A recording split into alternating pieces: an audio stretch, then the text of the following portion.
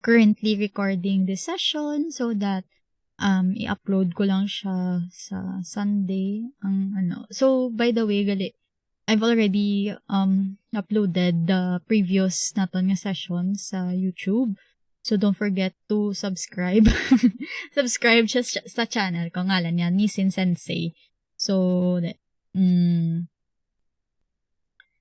kailangan yung mag-subscribe kay, pakita ko lang for those nga new. So, ang mga third year, they know naman. Mga third year ko nga students, they know where to look for me. But for those nga wala pa, wait lang gid ha. So,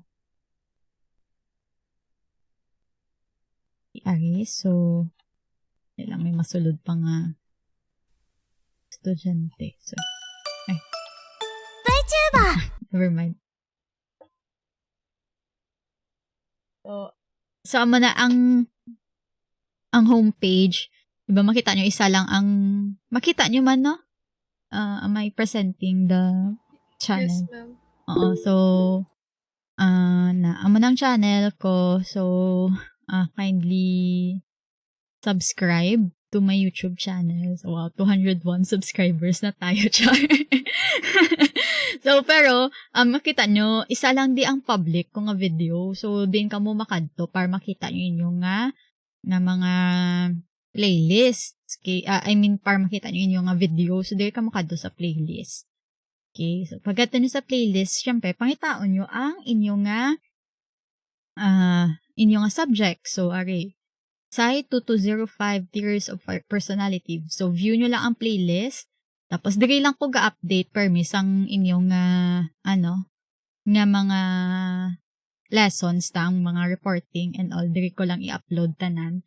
So, as much as possible, kumbaga, gobra, pagid ko be, the reason why I cannot upload immediately our lessons because I have also, gobra man ko, video lecture pagid sa, lecture gini sa higher years. So, umupagin na kay, gaobra sang, unavailable video is hidden. Check ko lang ni later. So, amo na. So, that's why, ang theories of personality, diri lang kamukad to. Kung makita nyo man, damo na ko din mga videos, pero sa mga different man nga subjects. So, if you can explore man, pero, dirigid ang inyong playlist sa Psy 2205. So, subscribe ka mo para at least, kag ma-update, kadtoan nyo lang. So, amo ni gani, para ma-save yung playlist, so kadto kami view full playlist. So, okay, tayo ko mag-switch isang account, ha? Kay, ang isa ko nga account. So, for example, so, mag-add ka mo sa playlist para at least mag-study ka mo, na siya sa YouTube nyo nga diri sa kilid. Kadto lang ka mo diri sa playlist nga to, diba? So, again, search nyo be sa liwat akong ngalan. So, pag-click nyo subscribe ka mo, tapos kadto lang ka mo sa playlist. Kadto nyo sa playlist, kadto ka mo sa Psy 2205. So, view full playlist. Kita nyo ni siyang save playlist nga button. I-click nyo na sa para, mapakita lang diri sa inyo, sa kilid. Okay? So, amo nang way nga para ma-update nyo ang mga tulunan ninyo. So, that, ito 1 hour, 30 minutes. So, kung kesa dugay, gidang render, gid plus. So, mga minimal edit lang ni nga mga subjects, usually, ang sa mga video lectures pero ang gapadugay sa akong upload kay ang other subject ko, ang Psy 2205, besides sa lab namon nga gasynchronous kami, gahimo pagid ko video lectures, kag ako lang isa ga-edit sila. So, pasensya na if I cannot upload it as soon as possible. But anyways, so let's now move on sa aton nga lesson. Natapos na kita sa first 3. So now we are now on the mga neo-Freudian na mga new psychodynamic theories. So without further ado, let's welcome Miss Basco and Miss Bernabe for their presentation sa object relations theory. So, plakpakan ta sila. Okay. Virtual class. Happy birthday, Nessa. Oh, happy birthday. Hello. Thank you. Happy birthday. Thank you. Okay, sige. Ma'am, ma-on cam ba? It's in your discretion. Sige ma'am. Thank you. Asa ko gali ma'am, what if hindi siya kalabot 45 minutes? Kung man, may boss pa man ta, di ba? May klase ka mo after sini? Ma'am. Do you have class after this one? So, May 5:30 I guess I'll start na, no? So, good afternoon, ma'am, and good afternoon, classmates. Once again, I am Nazame Valan Bernabe, and my partner is Faye Hanabasco. And today we're going to talk about the object relations theory by Melanie Reyes Klein. So here we have her short biography. Melanie Klein is born March 30, 1882 in Vienna, Austria, and she is the youngest of 4 children born to Dr. Morris Reyes and his second wife, Libusa Deutz Reyes. And she eventually married Arthur Klein, an engineer who was her brother Emmanuel's close friend. And despite dreading sex and abhorring pregnancy, they still had 3 children, namely Melita, Hans, and Erich. So in Melanie's life, there are actually a lot of conflicts pa, and she experienced a lot of tragedies, like the death of her 2 siblings, ang magulang niya babae, and there's ang isa ka, ang utod man si Emmanuel, and also she didn't have a nurturing relationship with her father man, and although she idolized her mother, she kind of resented her in ways. So, and I guess that there nag-stem ang mga ano niya sa marriage niya. Like she dreaded sex and abhorred pregnancy. Next, she started getting into psychoanalysis when she and her family moved to Budapest and met Sandor Ferenczi, a member of Freud's inner circle. And in 1914, she experienced the turning point of her life. She became depressed when her mother died, and then she entered psychoanalysis with Ferenczi. And she has psychoanalyzed children directly, including her own, in contrast to Freud's work with adults. So this year 1914, before her youngest was born, what year was this? I think this 1909. Sorry, 1909. Their family moved to Budapest before their youngest was born, and that's when she met Sandor, a member of Freud's inner circle, and she got introduced to the world of psychoanalysis. And she learned about Freud's theories and whatnot, and she became interested also. And then eventually, she started to do psychoanalysis herself, but she started on children compared sa kay Freud, mostly adults lang. And she started with her own children gid. So let's proceed to the main tenets of the theory. Ang klaro man akong audio, guys. Sige na, pakudigam. Yes. Thank you. So the first, the main tenet we have is the theory stresses the importance of the 4 to 6 months after birth with insistence on infants' drives directed to an object. Infants do not start life with blank slates, as Freud suggested. They would already have certain psychological representations in their mind, and she termed these fantasies, or that infants would already have their own fantasy life, and a desire to ease the anxiety they feel from the conflict of the life instinct called eros and the death instinct called thanatos. So as I said earlier, ang psychoanalyze ni Gid is mostly children, especially her own. And she focused on that time period of 4 to 6 months after birth. And in terms sa objects na ginatawag, if you remember, ang sa theories ni Freud, that pleasures or drives will be directed, may direktahan gid siya nga object or aim, and gin-adapt pa ni Klein. And as ano yaman, contest, not really contest, but compared sa kay Freud, she did not believe that children were blank slates and that they already have a sense of the good and bad in the world, and ang anxiety nga gina-feel nila, like ang pressures ng life and death, because of course infants have their own drives man, like drive to fulfill their hunger, drive to relieve themselves, drive to rest, and they also need to fulfill those drives.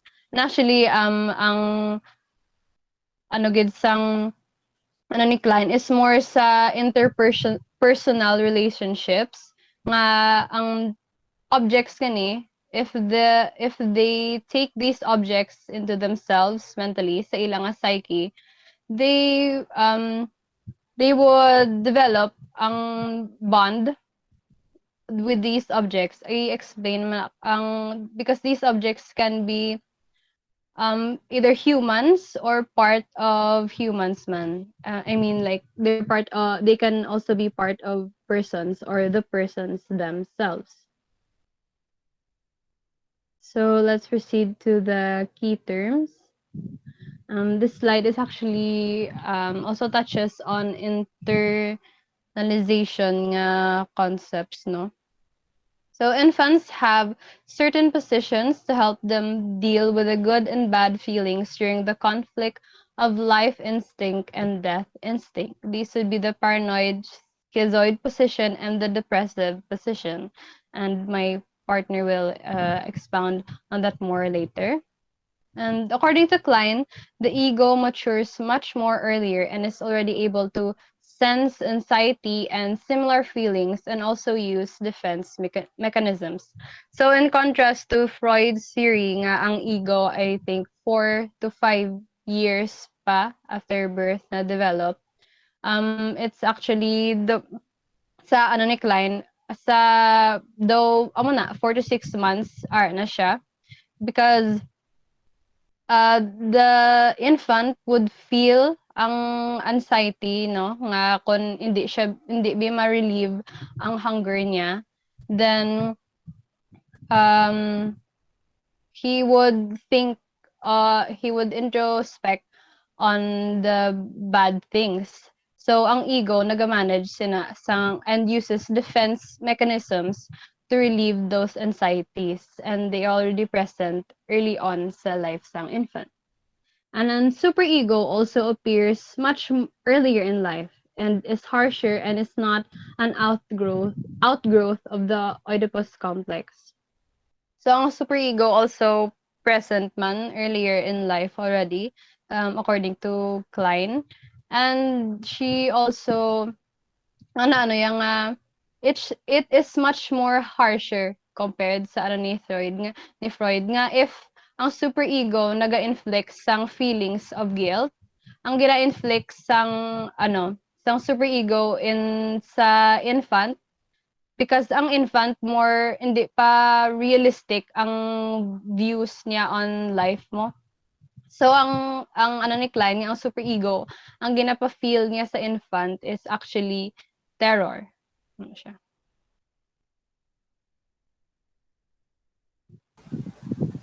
Okay, so the first term that we're gonna talk about is fantasies. So fantasies are psychic representations of unconscious instinct. It means that infants do possess an unconscious image of good and bad objects. So we should not be confused with the conscious fantasies of older children and adults. When Klein wrote the dynamic fantasies life of infants, she did not suggest that could put through into words. She just simply means that they possess unconscious of good image and bad image. For example, full stomach means good and empty stomach means bad. So Klein used the analogy of the good breast and the bad breast. The analogy exemplifies how when an infant sucks on their finger or they do thumb sucking, that means the infant is fantasizing the mother's good breast. And when they are having tantrum, they are fantasizing the bad breast of the mother. Or when hungry infants who cry and kick their legs are fantasizing when they are kicking or destroying the bad breast.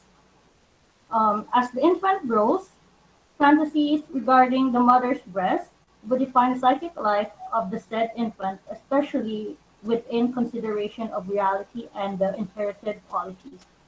So objects. Objects are any target to which an infant seeks to satisfy the aim of drive. So Klein said infants can establish a link between their drives, such as hunger and sex drive, to specific external objects. Klein believed that from early infancy, children, relate to these external objects, both in fantasy and in reality. Example, hunger drive can relate to the good breast as its specific object, and sex drive has the sexual organs as its sex drive. So next, please. So positions. Positions are a way of dealing with both internal and external objects. Klein intended that these positions to represent normal social growth and development. There are two basic positions that we're going to talk about is the paranoid schizoid position and the depressive position. Next, please. So first we're going to talk about the paranoid schizoid position. So the child fears the persecutory breast rather than their own death instinct. The infant has a relation that offers affection, warmth, and pleasure with the ideal breast, so infants adopt to the paranoid schizoid position. So paranoid schizoid position is a way of organizing experiences that includes both paranoid feeling of being persecuted and splitting of internal and external objects into the good and the bad. So the infants develop the paranoid schizoid position during the first or 3 months of life, during which time the ego perception of the external world is subjective and fantastic rather than objective and real. Next is the depressive position. Depressive position is the feeling of anxiety over losing a loved object, coupled with a sense of guilt for wanting to destroy that object constitute.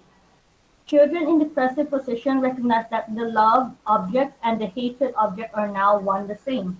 So they reapproach themselves for their previous destructive urge towards their mother and desire to make reparation for these attacks because children sees their mom as a whole and also as being endangered. They are able to feel empathy for her, a quality that will beneficial in their future interpersonal relations.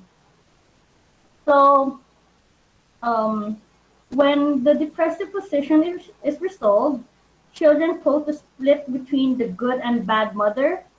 They are able to not only experience love from their mother, but also to display their own love for her.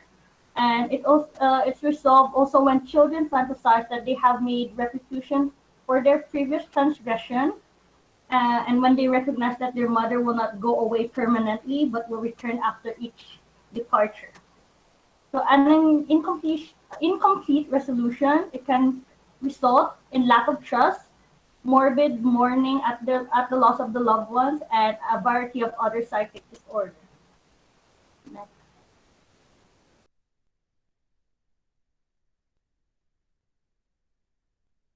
And now let's proceed to the psychic defense mechanisms. So, Klein suggested that from very early infancy, children adopt several psychic defense mechanisms to protect their ego against their anxiety aroused by their own destructive fantasies. So, as you can remember, Freud also had defense mechanisms, no? So, it's rather similar man, diri. but it's more focused, of course, sa early infancy. So the first introduction, the first defense mechanism that we have is introjection. Infants fantasize taking into their body those perceptions and experiences that they have had with the external object, originally the mother's breast. So introduction, so sa word pa lang no, intro. So it's the taking into the infant or the psyche of the infant ang object nga na perceive nila as good or bad, because pero usually it is good, because the role of this defense mechanism or defense mechanisms in general is to ease anxiety, di ba? So usually ang gina-introject ang napasulod sang infant is good things, good objects that they have experienced, like first of all, the mother's breast, because they see it as good, so they introject it and incorporate it into themselves, so as to ease their anxiety. In other words, do kumbaga do assurance sa ila, no? But there are also times that infants introject bad things, like what if hindi ano akon hunger, like what if biyaan ako sang caregiver ko, things like that. So they become also the persecutors sa ilang self, but usually these are not accurate representations of um, the objects that they have perceived. And because still they're children, so they are still colored by children's fantasies. And the next defense mechanism that we have is projection, the fantasy that one's own feelings and impulses actually reside in another person and not within one's body. I think maybe you're familiar with this term also, projection.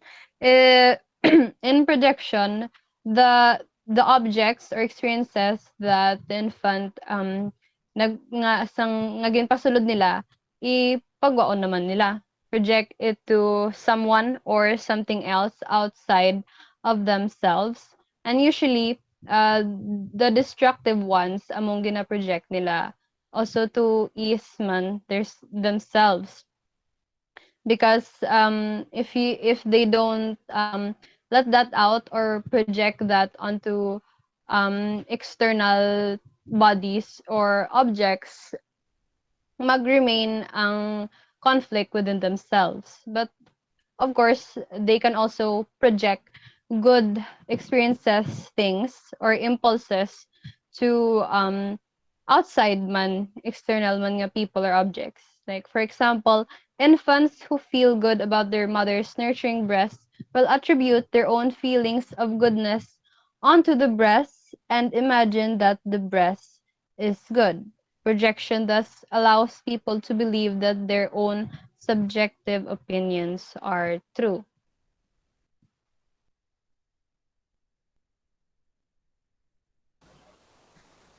Okay, now we're going to talk about splitting. So, splitting permits children to treat the internalized objects as clearly good or bad, while continuing to trust and love the actual external person who is an intricate combination of both. So, good me stems from the nurturance that is seen as acceptance by the mother, and bad me stems from the frustration that is seen as rejection. So splitting is useful if the individual that uses it is not hard on themselves. It enables people to see both positive and negative aspects of themselves, to evaluate their behavior as good or bad, and to differentiate between likable and unlikable acquaintances. And so, bad qualities can be used as a constructive criticism to themselves. When people don't accept their bad qualities, they will resort to dealing with these bad qualities by by repressing them. So next, please. So projective identification. Infants split off unacceptable parts of themselves, project them into another object, and finally interject them back into themselves in a changed or distorted form. So really projective identification is like a mix of introjection, projection, and splitting. So projection identification exerts a powerful influence on adult interpersonal relations. Unlike simple projection, which can only exist wholly in fantasy, projective identification exists only in the world of real interpersonal relationships. Next, please. Okay, so now we're gonna talk about the theories who the view of the theories after. So the first theorist that we're gonna talk about is Margaret Mahler. So Margaret Mahler is an individual psychological birth. She believed that an individual psychological birth begins during the first week of postnatal life and continues for the next 3 years or so. By psychological birth, the child becomes an individual separate from his or her primary caregiver, an accomplishment that leads ultimately to a sense of identity. A child processes through a series of three major development stages. We're going to talk about that, which is the normal autism, normal symbiosis, and separation individual. And under the separation individual, there are four stages, which is differentiation, practicing rapprochement, crisis, and libidinal object constancy. Okay, so first we're going to talk about normal autism. We're going to briefly explain each. So the normal autism is the first major developmental stage, which spans to the period of birth until about 3 or 4 weeks. So to describe, she refers to normal autism as objectless stage, a time where an infant naturally searches for the mother's breast. Next is the normal symbiosis. So normal symbiosis is around the fourth or fifth week of age, but it reaches the zenith during the fourth or fifth month. The symbiosis is characterized by a mutual cueing of infant and mother. By this age, the infant can recognize the mother's face and can perceive her pleasure or distress. However, object relations has not yet begun. Mother and other are still pre-objects. Next is individual. Okay. Separation, individuation, individualtion. Basta yung wrong spelling ko. But anyways, children become psychologically separated from their mothers, achieve a sense of individuation, and begin to develop feelings of personal identity. So under it, we have the first substage, which is differentiation. The differentiation, which lasts from the 5th month until the 7th to 10th month of age, and is marked by bodily breaking away from the mother-infant symbiotic orbit. Next is the practicing reapproach. Practicing, I mean.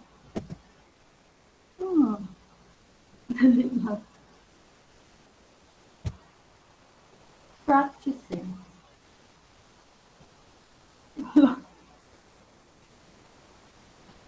I lost the good.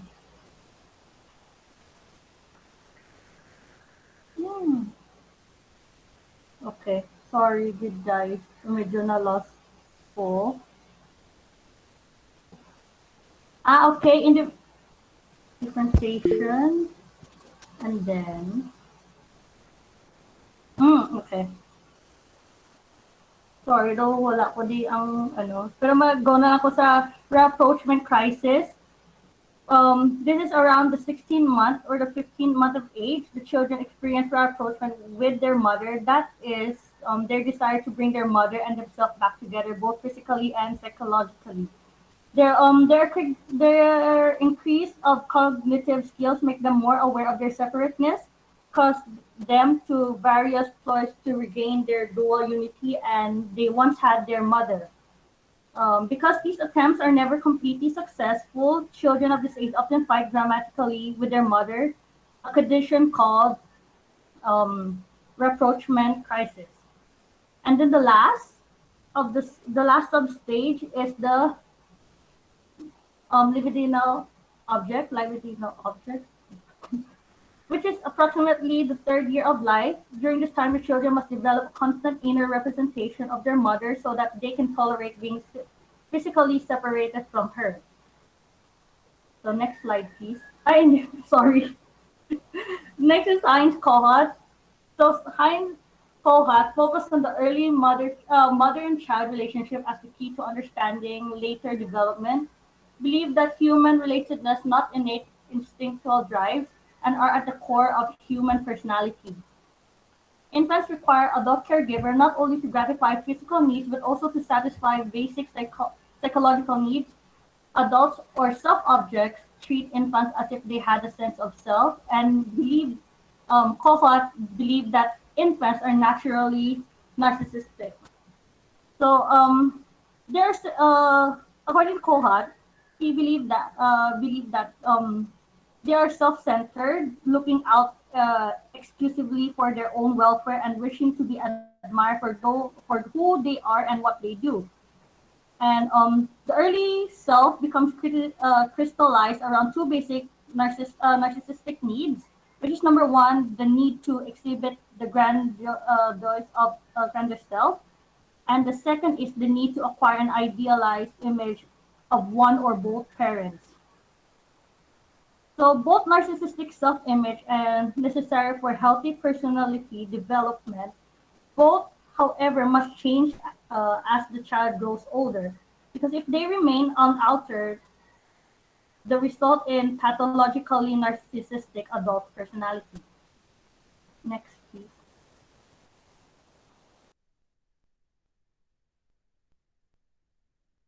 So now let's proceed to the last two theorists that extended on the object relations here, and proposed their their own views, kumbaga.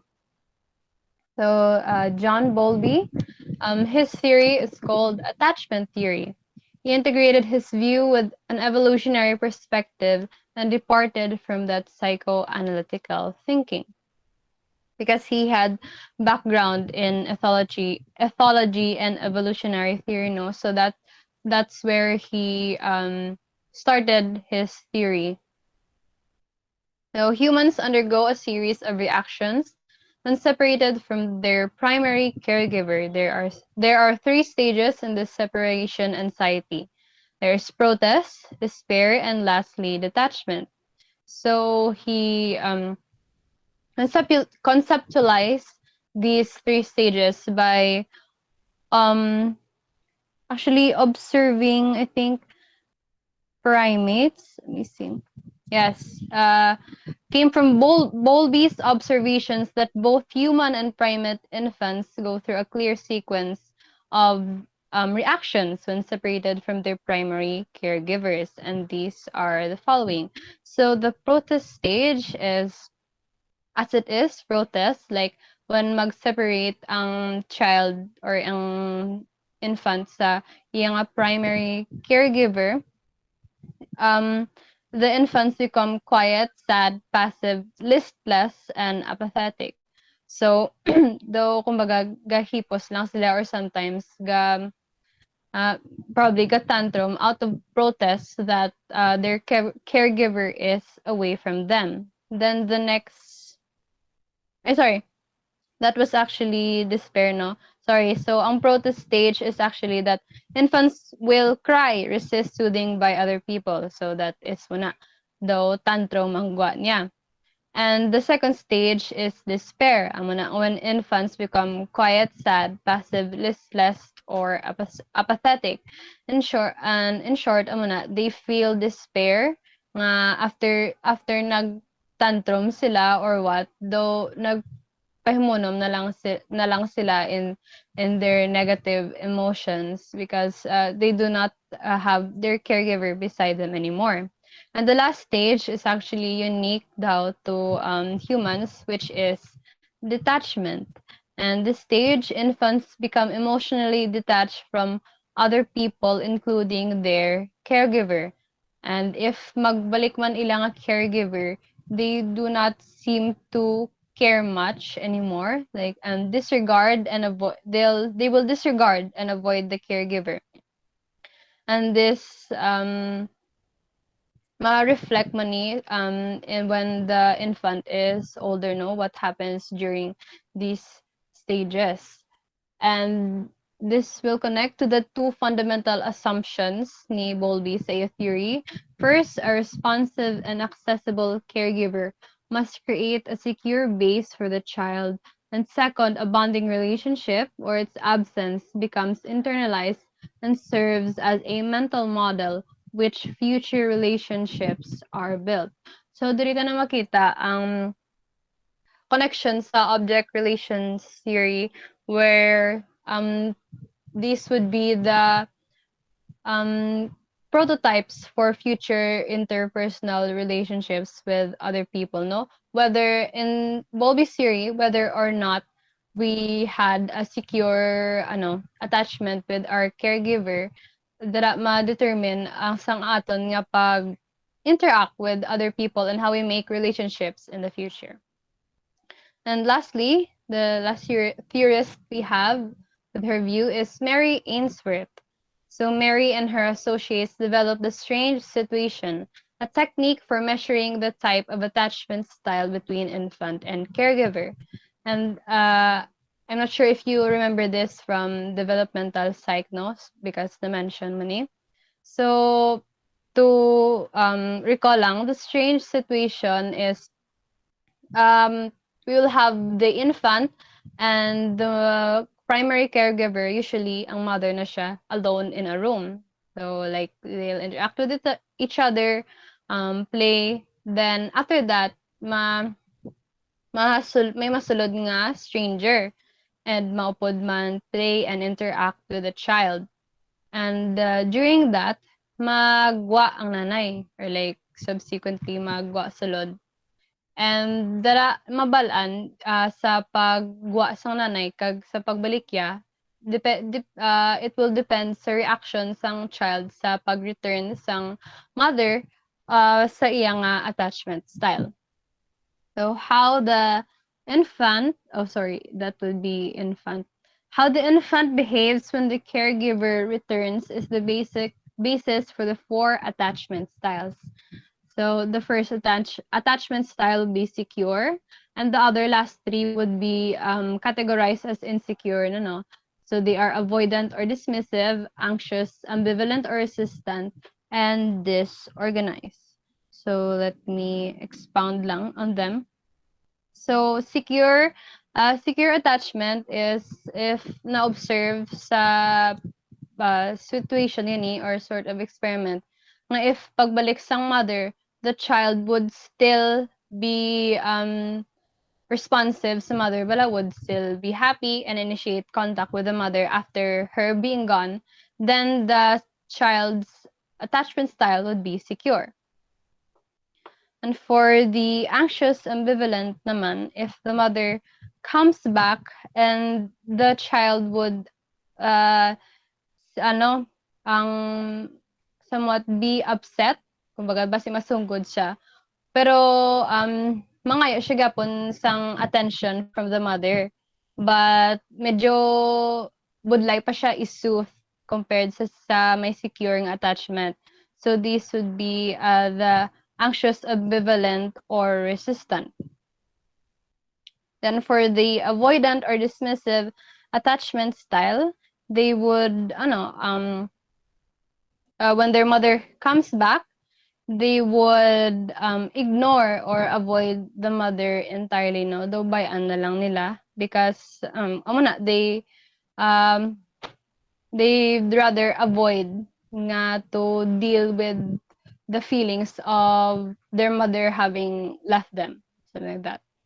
And there's actually the last is the disorganized attachment style, no? Disorganized dog because wala ang child klaro nga ginpakita. The child didn't show like clear signs of any of the previous attachment styles, because the results were different every time. So there's actually a small percentage lang of children like that. So that was our report. Thank you for listening. And I think I'll give a short summary na lang. So the object relations theory by Klein is, of course, focused sa early infant life, no? And how the infants direct their impulses or drives to an object, and how they interact with it would be the prototype for future interpersonal relationships. So I think that's just the main thought of Klein's concepts. So, thank you.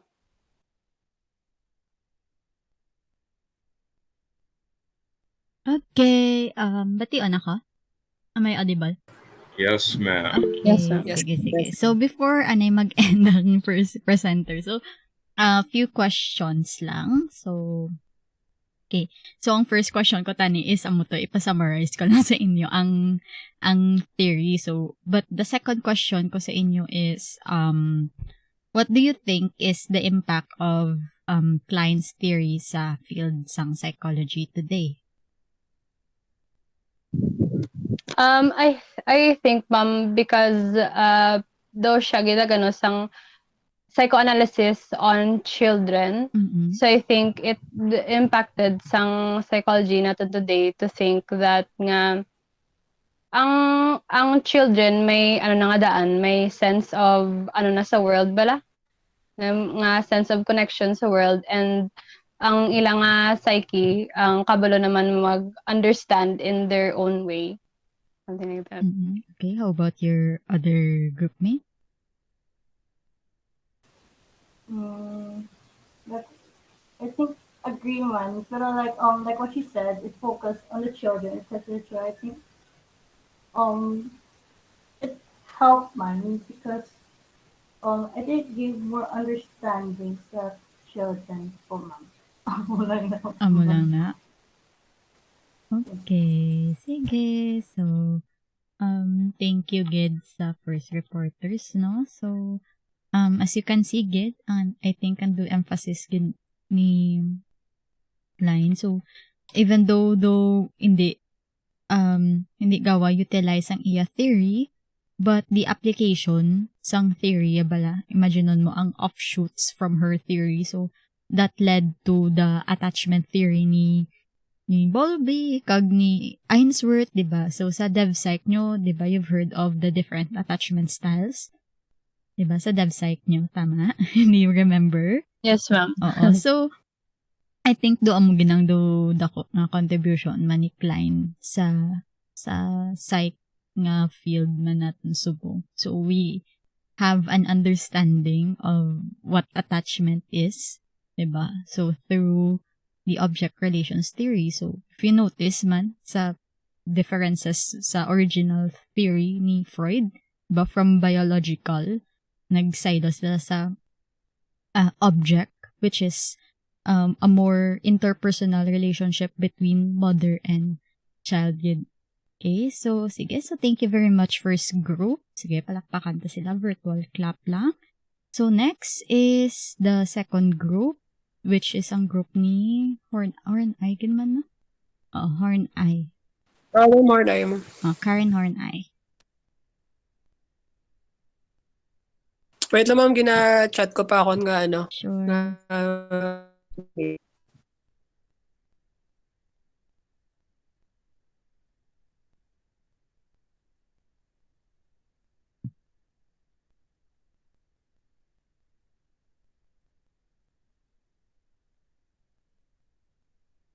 Wait lang, guys, na masunod na sa.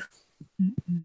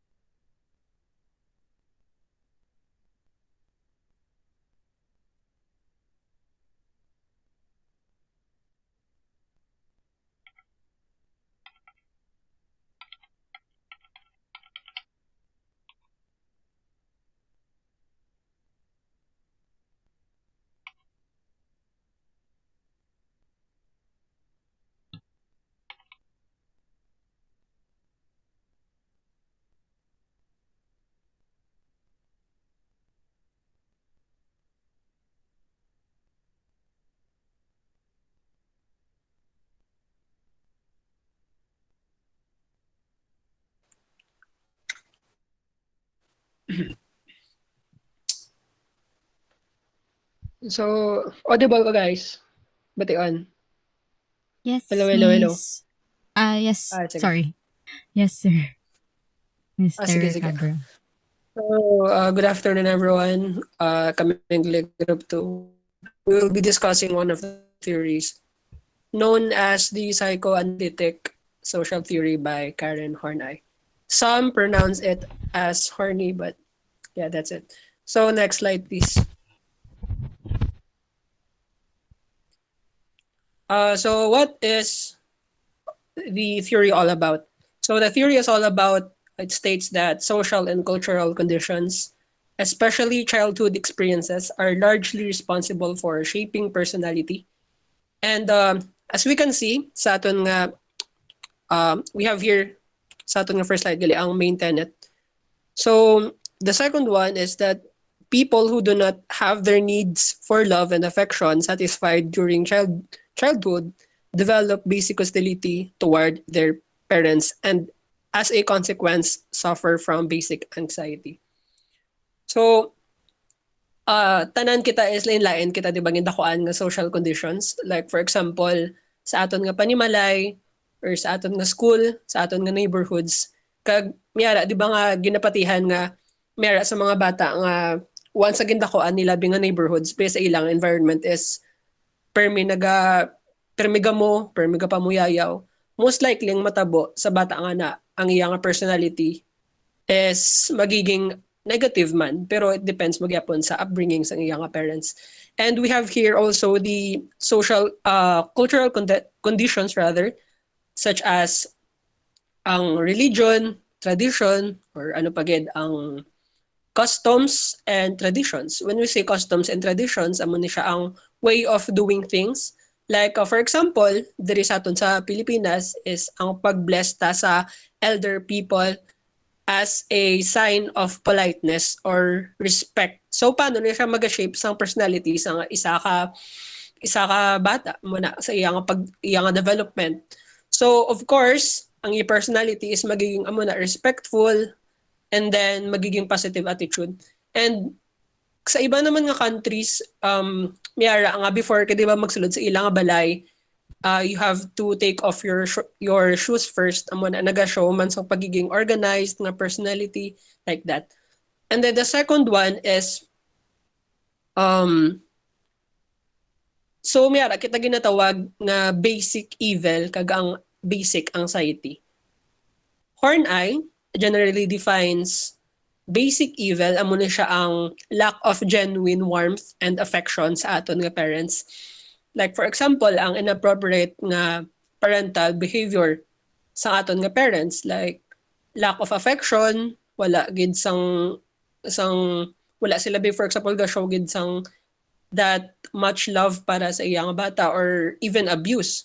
So what happens next is ang development sa isang bata is that they become hostile, or when we say hostile is ang negative attitude like sa ilang parents kag sa world. And then once ang attitude nga na or pagiging hostile is ma-repress, it becomes a basic anxiety. When we say basic anxiety, amo na siya ang feeling of being helpless and abandoned. And then next slide please. Next slide, third slide.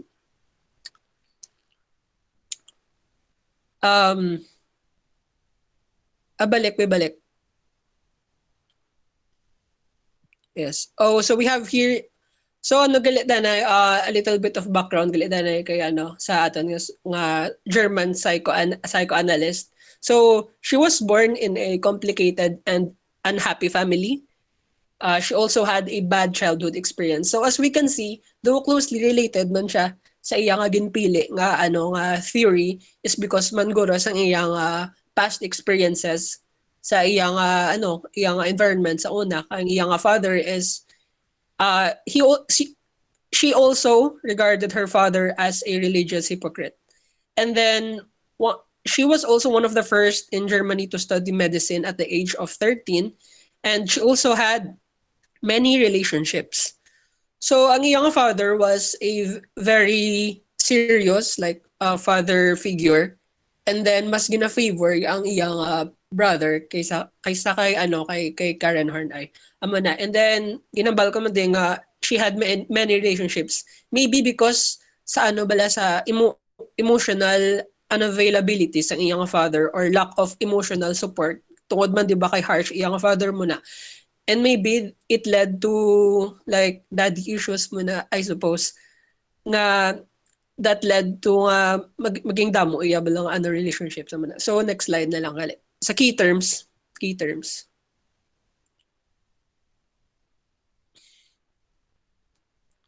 Na. So we have here sa ating third slide, key terms. Horney theorized that people combat basic anxiety by adopting one of the three fundamental styles of relating to others or pag-relate sa other people muna. So we have here first moving towards people. It means ang person nga ni is naga-need for affection, approval, and a partner or relationship. It's like mas ginuuna mo bala ang welfare sang ibang nga tao kaysa sa imo nga self. Pero ang amo ni siya nga style is mayara siya strong nga tendency nga para lang bala masalbar taton relationship sa ibang nga tao. We even try to humiliate ourselves bala like we think we deserve less respect or nagiging inferior kita sa aton nga relationship with other people just to save the relationship nga nagalid man sa low self-esteem sang isa ka person. And the second one is moving against people. Ay ang aton gali nga first nga style is ang moving towards people is also known as the compliant type. And then the second one is moving against people is aggression. So it means ang aton nga second nga style is the need for power. Like to have control over others or pagiging manipulative tabala sa ibang nga tao. Kag sa iban man para sa mga normal people, ang pag-seek nila sang strength is do normal malang pero sa mga neurotic ng mga tao, they are very desperate for it. Like ang second style ni is this type of people are obsessed man dayon sa personal na achievement. Then the third one, we have the moving away from people or also known as detachment. It means need for self-sufficiency. Like, like nagiging independent ka bala. Hindi mo gusto sang bulig or aid sang ibang tao because in the first place gusto mo maging independent and then naga-lead man siya sa pagiging perfectionist ng isa ka tao. Because ang independence nga is they try to perfect their lives bala. That's why they also detach from the real world. And lastly, as much as possible, hindi nila gusto mag-attract sa attention. And then normal individuals may use any of these modes relating to other people, but neurotics, just like what I've said, are compelled to rigidly rely only on one. So ano gid man ba lang cause ang pagiging neurotic sa isa ka tawo? According kay Freud, is a coping strategy caused by unsuccessful repressed emotions sa ilang past experiences. And these emotions overwhelm or interfere with current experience. That is why mga neurotic na tao is ang pagiging overly critical nila bala sa ilang life is they tend to like obsess sa isa ka style. It's either one of the three nga sa aton ng slide. And then next slide. Neurotics compulsive behavior generates a basic intrapsychic, when we say intrapsychic, being or occurring within the psyche, mind or personality sa isa ka person. Intrapsychic conflict that may take the form of either an idealized self-image or self-hatred. The idealized self-image is expressed as, kita naman sa 3. So neurotic search for glory, neurotic claims, and then neurotic pride. Ang neurotic search for glory, amo na siyang compulsive drive na attitude sa pagiging superior, like sa iban nga tao.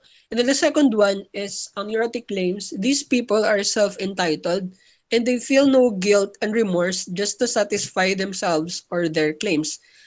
So isa sa mga examples is, for example, sa line sang para sa isa ka movie, like pagbakal sang ticket, yara sa mga tao nga, of course, gusto nila maging una sa ilang line, but they sometimes feel guilty like they respect man other people, pero ang mga neurotic ng mga tao, they don't feel remorse. Like brown nila ang tanan, for example, kung gusto nila maging una sa line, and then they would feel, for example, kung di masunod ang ilang gusto kung sila maging una sa line, it's like they feel nga there is something wrong with the outside world nga wala naga-conform sa kung ano ang ilang pag-idealize sa self nila. Kaya ang pag-idealize nila kag pag-view nila sa self nila is amo na entitled sila nga maging superior sa other people. And then the third one is ang neurotic pride, a defense posture that arises due to an underlying sense of insecurity and feeling of unworthiness.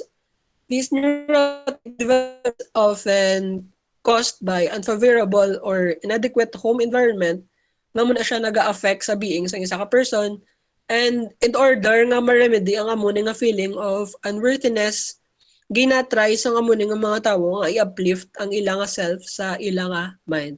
And then we have here, self-hatred is expressed as either self-contempt or alienation of self.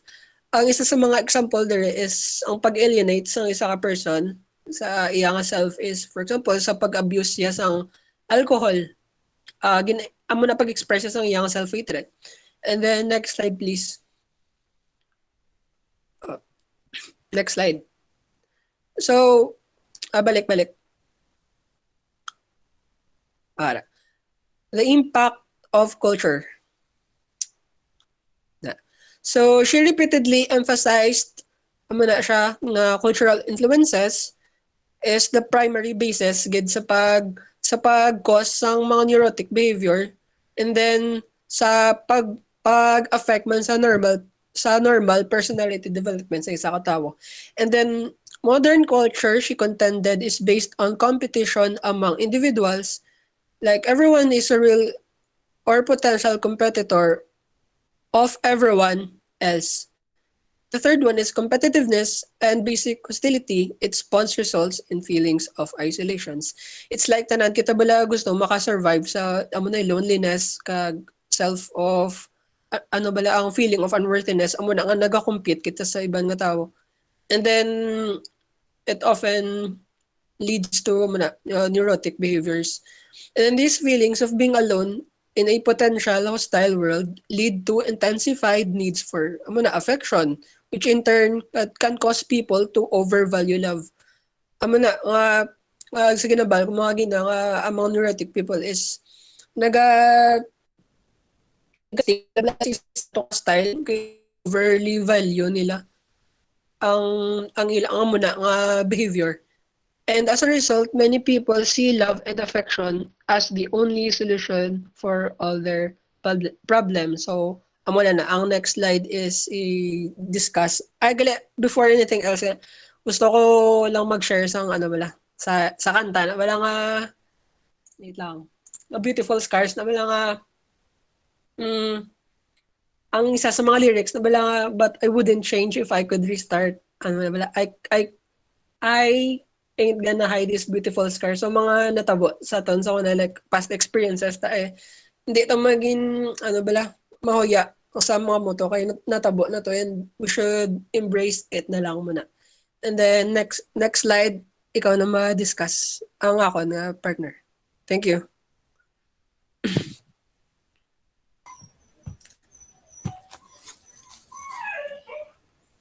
So according to Horney, Western society contributes to vicious circle in several respects. People of this society are imbued with cultural teachings of kinship and humility. These teachings, however, run contrary to another prevailing attitude, namely aggressiveness and the drive to win or be superior. Society demands for success and achievements are nearly endless, so that even when people achieve their material ambitions, additional goals are continually being placed before them. Western society tells people that they are free, that they can accomplish anything through hard work and perseverance. In reality, however, the freedom of most people is greatly restricted by genetics, social position, and competitiveness of others. So, ang ginahambal lang di is na even though competition malang ang iba niya daw gagwa gid ang pagka-arrogante or pasikat. Kag wala man katapusan nga competition. Hambalan ka lang nila nga kaya mo na basta pisan ka lang, pero ang kapisan niya may limit man na. So the importance of childhood experiences. A variety of traumatic events such as sexual abuse, beatings, open rejection, or pervasive neglect may leave their impressions on a child's future development. Horney hypothesized that a difficult childhood is primarily responsible for neurotic needs, and the totality of early relationship molds personality development. Later attitudes to others then are not repetition of infantile ones, but emanate from the character structure and basis of which inlaid in childhood. So what this means is kung paano ka kuno nagdako, maging main factor na siya kung sino ka. For example, pero may ka lang ginasakit sang parents mo, ma-develop mo man na maging hostile ka sa iban nga tao, or magka-basic anxiety ka na lang. Amo man na ang iban nga kay naka-experience sila sang una nga ginasakit sila ka magulang nila, or ginahambalan sila nga permi lang imo sala, pagdako nila wala na sila confidence. So what is basic hostility? Children need to experience both genuine love and healthy disciplines, such as conditions provide them with feelings of safety and satisfaction, and permit them to grow in accordance with their real self. Unfortunately, a multitude of adverse influences may interfere with these favorable conditions. If a parent do not satisfy the child's needs for safety and satisfaction, the child develops feelings of basic hostility towards their parents. Children seldom overly express this hostility as rage. Instead, they express their hostility towards their parents and have no awareness of it. Repressed hostility then leads to profound feelings of insecurity and a vague sense of apprehension. So, ang ginahambal di is you need love and healthy discipline as a child. Kung wala na napanumdum, mo nga tanan kontra mo na, kay matsyag mo ikaw lang isa, tapos mo na makadevelop ka sang anxiety. Basic anxiety defined as a feeling of being isolated and hopeless in a world conceived as potentially hostile.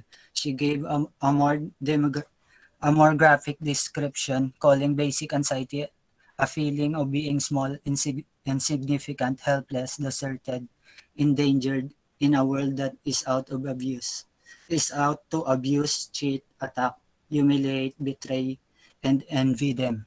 Basic anxiety itself is not a neurosis, but it is a nutritive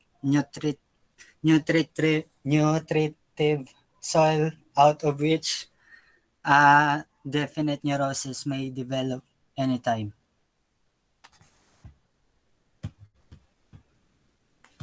So, amo ni siyang mga amo ni siyang for nga defensive mechanism nga develop ni Horney sa umpisa sang iya nga theory. Affection, submissiveness, striving for power and prestige, and withdrawal. Ang mga neurotic kuno nga feeling nila isolated na sila sa kalibutan, nga sila na lang isa ga-develop sa mga amo nga defensive mechanism nga kung para sabi moving towards people ka na nga ga-crave ka affection, tapos ang iba naman niya masubmit na lang sa ibang nga tao. Number 3 is power and prestige. Amo na ang iban nga gusto nila mas angat sila sa iban. Kag kinanglan dapat ara gid sila tanan-tanan, hindi na sila mangita sa iban nga tao. Next is withdrawal. Ang withdrawal naman niya, ma-withdraw na lang sila, hindi na lang sila mag-associate sa ibang nga tao. Ginatawag ni Horney nga independence, kay wala sila may ginasaligan, kag pamana wala sila man friends.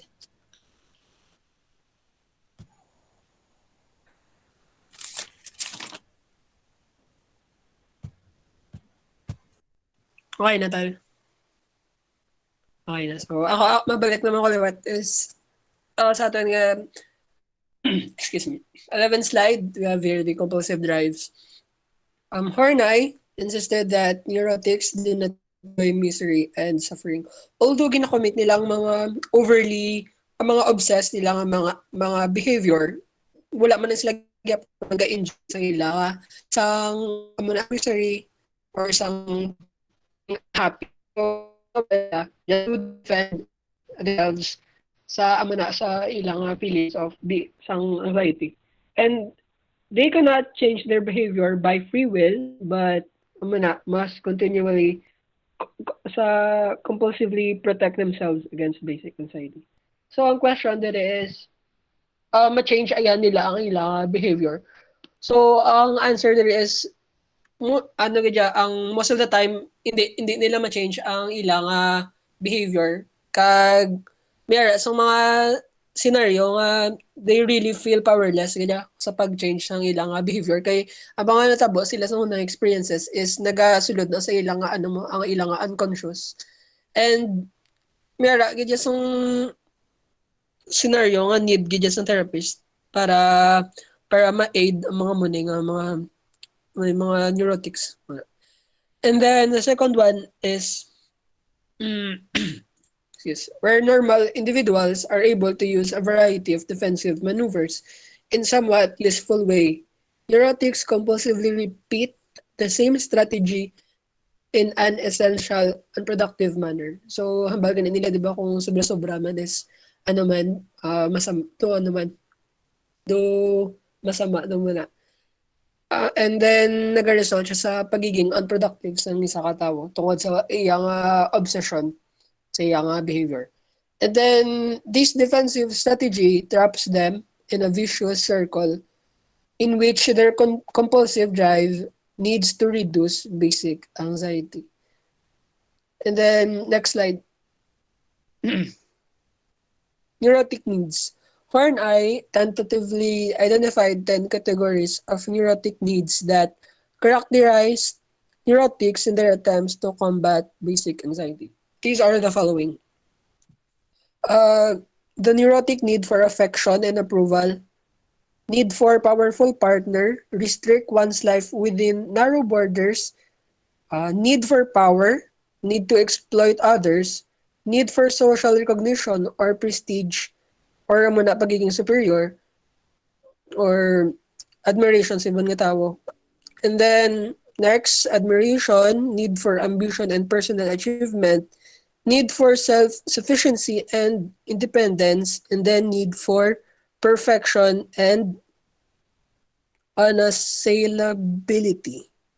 Yes, that's all. And then next slide. Kindly explain that neurotic needs, please. Okay, ma'am. So, wait lang. So, muna, the neurotic need for affection and approval, ang mo to gani, ginang, these people, man bilang wait lang.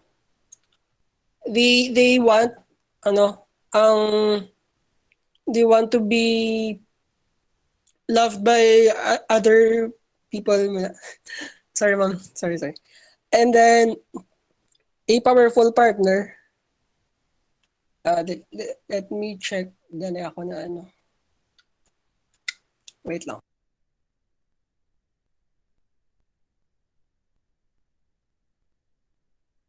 So, amo man na, sa kagina, para sa kagina, sa second slide nga,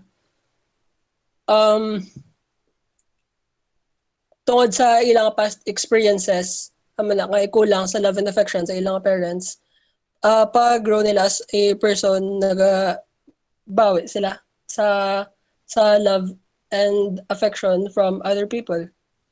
And then, need to restrict one's life within narrow borders.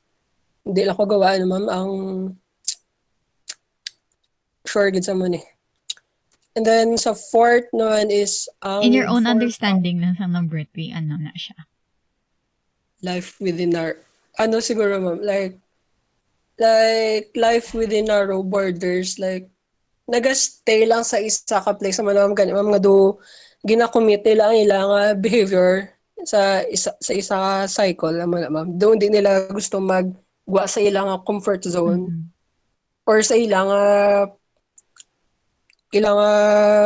behavior. Check na, ma'am. Okay. Number 4. Okay. Number 4 is the neurotic need for power.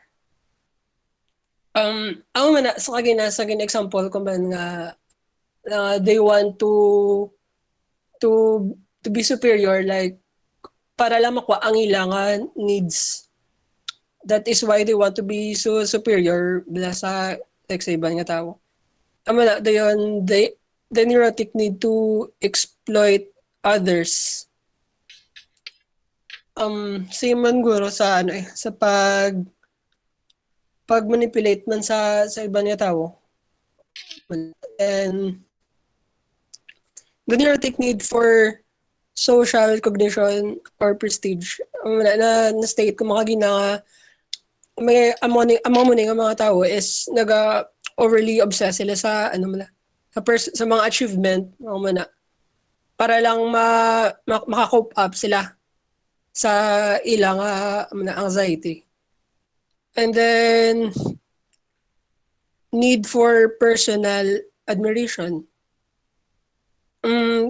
Gusto nila sila perme ang of attention, like man dayon, to show superiority. And neurotic need for ambition, gyapon sa personal nga achievement nila. And then need for self-sufficiency and independence. Self-sufficiency, like they want to do to do things nga without the help of other people or being independent. And then sa neurotic need for perfection, hindi ko gawa familiar ma'am sa unassailability. Perfection naman hindi nila gusto ipakita may sa flaws is because nila sila perfect, so pa hurt ilang feelings when if they don't like maging perfect sa nila sa ilang lives. Okay. Ma'am, and then next slide. Neurotic trends. Horney began to see ang list sa neurotic needs na it could be grouped into three general categories, each relating to a person's basic attitude toward self and others. So kung amo mo to ka gina ang tatlo ka ano ka example. Tatlo ka fundamental styles, moving toward other people, moving forward moving toward people rather does not mean moving toward them in the spirit of genuine love. Rather, it refers to in a neurotic need to protect oneself against feelings of helplessness. Um, so, ang mo to ginagin example kung bisan maka atanan gali brown nila para lang ma-save ba lang ano ba ang relationship nila with other people kay ang mga muni nga tao is they want 'di ba ano love and affection, so muna they will risk it all para ma-protect lang nila self muna sa feelings of helplessness or unworthiness. And then moving against people, these people move against others by appearing tough or ruthless or pagiging superior muna sa ibang nga tao, and they are motivated by a strong need to exploit others and to use them to their own benefit. It's like gina-use lang nila nga as a tool para lang ma-satisfy ang ilang neurotic needs or para sa ilang own nga benefit. Even makasakit sila sa ibang nga tao. Kay amo na gani, they don't feel remorse or guilt. And then moving away from people, this strategy is an expression of needs for privacy, independence, and self-sufficiency. Next slide. Intrapsychic conflicts. The idealized self-image, feeling of alienated from themselves, people need desperately to acquire a stable sense of identity. They end up creating an self-image, an extravagantly positive view of themselves. Amo na gani, so they continue sa cycle sang ilang behavior. It's because they claim gani nga maduga create sila ilang fantasy nga instead of sa real world. And then ubraw nilang tanan para lang ma-prove ang ilang idealized self-image kag positive nga view sa ilang self. And then the second one is the neurotic search for glory. As neurotics come to believe in the reality of their idealized self, they begin to incorporate it into all aspects of their lives, their goals, their self-concept, and relations with other. Amo na gani nga gin-state again nga ang sobra man nila bala ka if sobra man ang pagiging neurotic nila is nagiging unproductive sila. Kaya mo na gani kakaapektuhan ng ilang life, ang ilang goals, hanggang ilang relations with other people. And then meron siya sa tatlo. Need for perfection, like tyranny of the should. The second one is neurotic ambition, the compulsive drive toward superiority. And the third one is neurotic search for glory or drive toward a vindictive triumph. Ama na ma'am. And then next slide. Gali.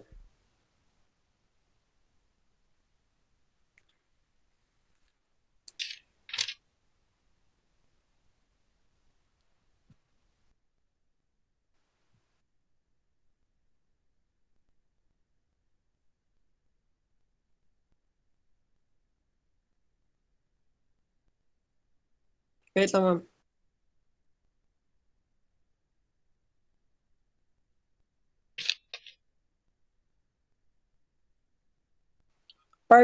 Part na isang, ma'am, isang partner, ma'am. Ay, sorry, ako nagalit. Oo. Wala ito mga ganit.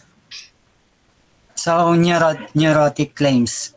In their search for glory, neurotics build up a fantasy world, a world that is out of sync with the real world, believing that something is wrong with the outside world. They proclaim that they are special and therefore entitled to be treated in accordance with their idealized view of themselves. So sa simple nga mga tinaga, gapati sila nga tsakto lang gid sila perme kag iban ang sala. Kag gusto nila i-treat sila sang iban nga based on sa panulok nila sa kaugalingon nila. Next is neurotic pride, a false pride based not on a realistic view of the true self but a spurious image of the idealized self. Neurotic imagine themselves to be glorious, wonderful, and perfect. So when others fail to treat them with special consideration, their neurotic pride is hurt. So, proud sila nga sa mga ginapang ubra nila biskan sala na gani ang mga ginapang ubra nila, tapos kung i-call out mo pa sila sa amo na sila pang akig dayon, so amo na siya neurotic pride. Self-hatred.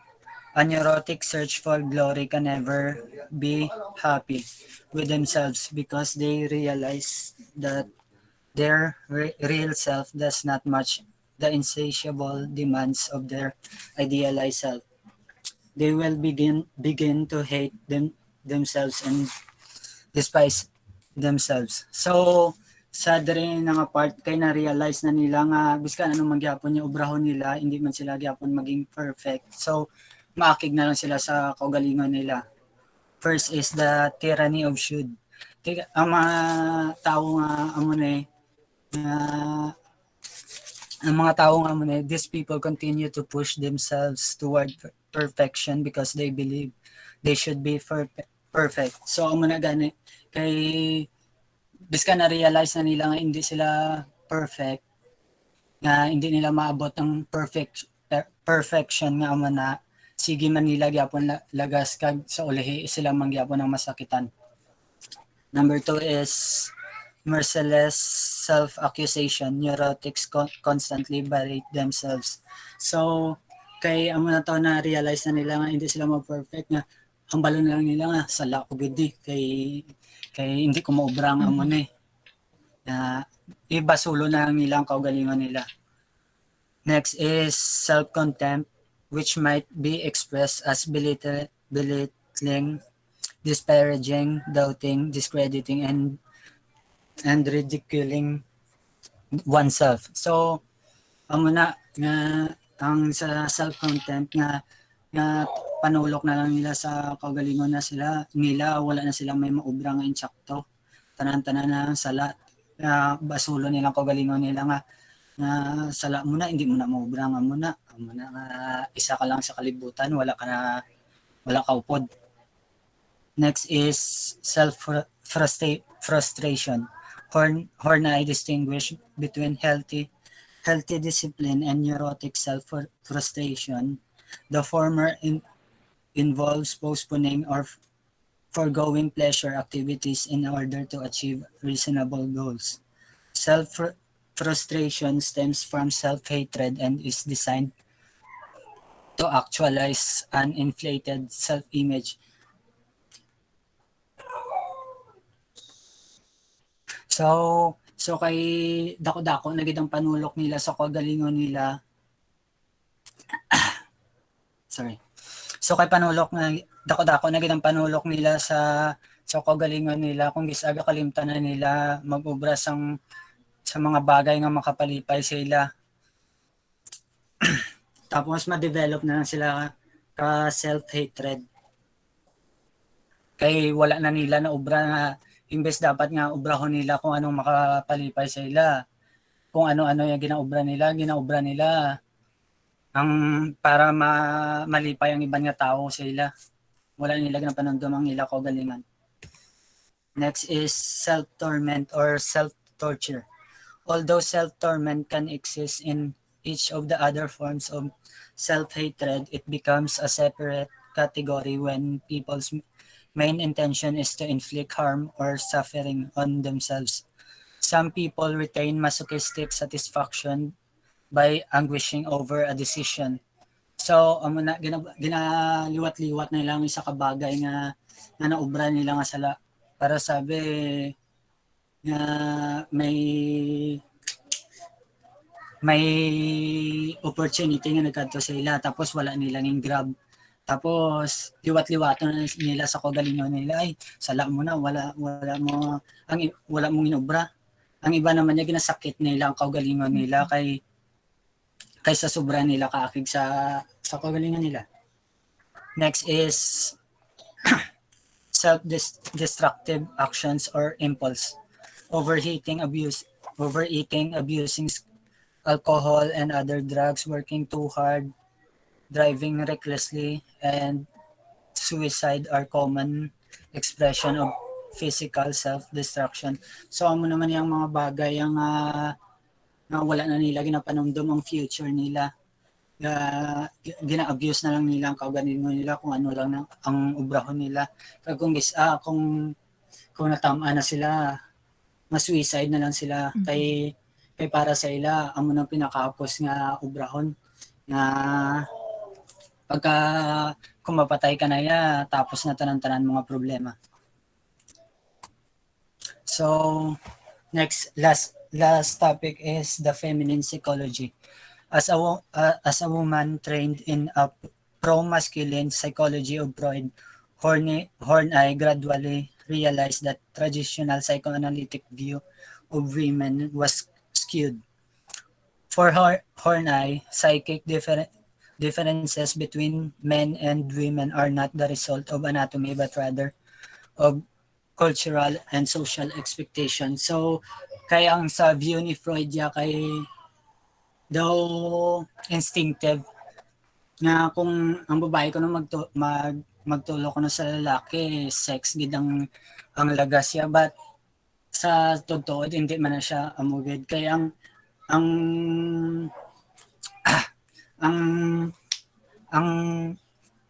ang tuod nga ang benefits nga nagahalin dira sa amo na nga body part, pero sabi kung laki ka di bala masculine ka, so ang expectation ka society sa imo is makakwat ka, damo ka may maobra. So amo na.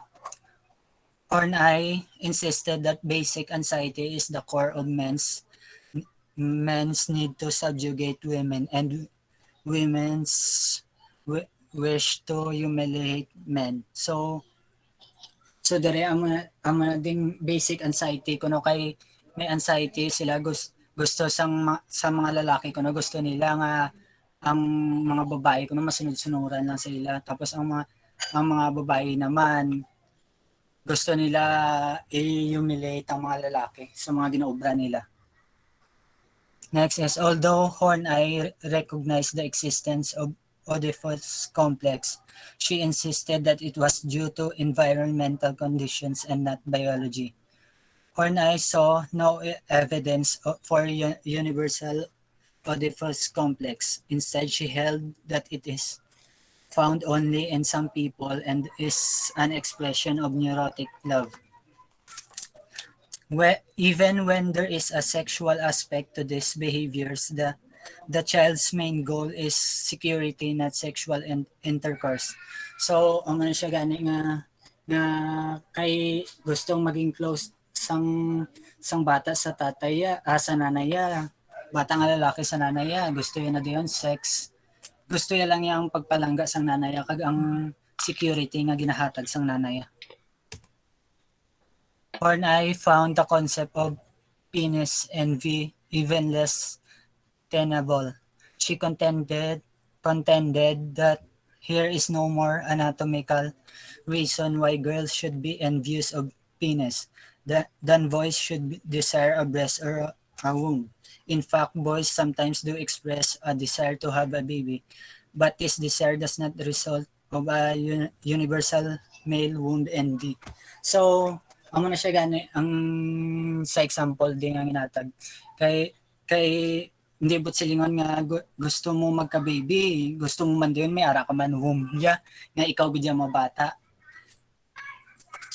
Next is Horney agreed with Adler that many women possess masculine protest. That is, they have a pathological belief that men are superior to women. Sang una guro sang time nila nga na sang panahon nga to kay hindi pa widely accepted ang mga women sa mga obra o sa mga kung ano man da. So they believe nga ang mga lalaki mas superior sa women. Pero some aspects malang sa mga lalaki ang mas superior sa mga babae, like for example physical strength. Biskan subong gani hindi na gani relevant kay may araman nga mga bayi nga physically strong. So next is the desire, however, is not an expression of penis envy but rather a wish for all those qualities or privileges which in our culture are regarded as masculine. So amo na siya ang hindi gusto sa mga babae nga magka-penis sila pero ang gusto nila ang mga privileges nga ginahatag sa mga lalaki. Amo na yung ginapakigbato nila, hindi nga gusto nila magka-penis. So lastly, amo na ang minambal ni Karen Horney sa Brian ang iyang feminine psychology nga topic. Standards of masculinity and femininity are artificial standards. All that we definitely know at the present about sex differences is that we do not know what they are. Scientific differences between the two sexes certainly exist, but we shall never be able to discover what they are until we have developed our potentialities as a human being. So sa dere ginahambal yang hindi na ta ako no danay magsagi ka pinanumdum kung sa mga sexes dapat i-develop ta sa mga penis envy, dapat i-develop ta danay ko ng potential ta as a human being, i-develop ta ang self ta to become better as a human being, not envy one another. So amo lang na siya mga topic. Thank you for listening. Okay, thank you very you. much. Okay, group 2. So few questions lang. So number 1, what in your own understanding, what is the theory of Karen Horney's psychoanalytic social theory? Ano ganyan, ma'am? Liwat, ma'am, question. In your own understanding, anong main point anong main points ang theory ni Karen Horney? Main point, ma'am, wait lang. Is that, ma'am, ang past experiences, ma'am, is ko ang nga effect like sa personality sa isang tao sa iya gali nga development like paadto sa iya nga adulthood mo na. Ang ano? Oo, ma'am. Okay, sige. Okay, past experiences. Ikaw, Mr. Brillantes, what do you think is the main point of Karen Horney's theory? Para sa akin, ma'am, ang main point sa theory ni Karen Horney is different siya from Freud. Kay Freud ya instinctive, tapos ang iyaya social base. So ang main point dere is nakadepende ang imo personality kung paano kang ipadako sang bata ka pa. Kay ang ginahambal nga kung hindi man namin ang pagpadako sa imo maka-develop ka basic hostility, tapos ma-develop na siya sa basic anxiety, tapos ma-come up ka sa mga neurotic trends, tapos sa sige-sige mga gamit ka neurotic trends, ma-come up ka pag isang idealized self-image mo. Tapos kung ma-realize mo na nga hindi mo malabot ang idealized self-image mo, maakig ka sa kagalingon mo, magkaroon ka ng self-hatred. Okay, sige. Very good. Sige, so second question Pwede ko naman, is... wait lang. Sige. Sorry. Sige, ma-proceed ako sa second. Pwede naman. Ma-proceed ako sa second question.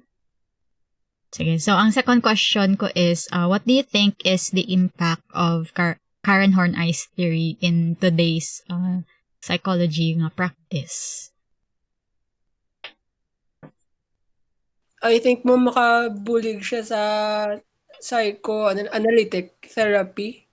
Like, mabalaan kung ano gid ang roots ng isa ka behavior sa isa ka tao, and may-use siya, ma'am, sa treatments. Ma'am. Okay. Sige, how about you, Mr. Brillantes?